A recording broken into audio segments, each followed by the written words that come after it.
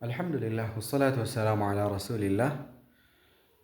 ዛሬ አንድ ቪዲዮ ይዤ መጥቻለሁኝ። እሱ ምንድነው? ነቢያችን ዓለይሂ ሰላቱ ወሰላም በልጅነታቸው ሰይጣን መጦ ቀዷቸዋል።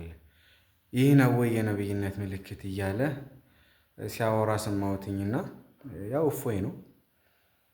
በመጀመሪያ ሁኔታውን እስኪ ልግለጽላችሁ። እውነታን የሚፈልግ ሰው ያዳምጣል መቼም።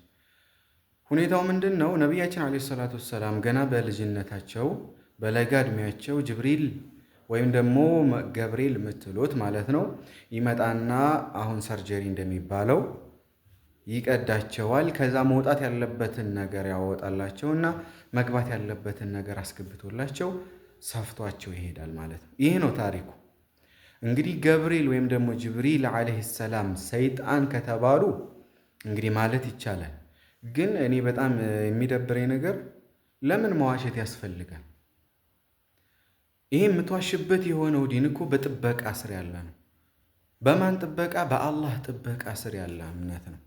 አላህ እንዲህ ይላል በቁርአን ላይ ኢና ነሕኑ ነዘልና ዚክረ ወኢና ለሁ ለሓፊዙን። ይህንን ቁርአን ያወረድኩትን የሆነኝ ጠባቂውም እኔ ነኝ ብሏል። ይህንን ዲን ያመጣልን አላህ ሆኖ እያለ እኔም ራሴን የምጠብቀው ማንም ሊጠብቀው አይችልም ብሎ አላህ ጥበቃውን ከሰጠ አይደለም አንድ ሰው ይቅርና ዓለም ሰውም ጋኔሎችም ጅኖችም አጠቃላይ ቢሰባሰብ ይህን እስልምናን ለማጥፋት የሚቻል ነገር አይደለም። ሲጀመር እስልምናን በነካው ቁጥር የበላይ የሆነ ነው የሚሄደው።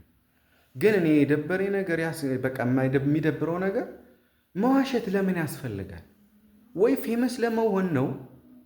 አንድ ነገር ስታንቋሽሽ መቼም የበላይ የሆነ ነገር ስታንቋሽሽ ሰው ያንን ነገር ለምን እንዲህ ይላል ብሎ መልስ ለመስጠትም ይከተልሃል። በእርግጥ ይህን ከሆነ ፍላጎት አምላክን በማንቋሸሽ ይህ ስብዕናን ራስን ማዋረድ ነው እንጂ የበላይ ሊኮን አይቻልም።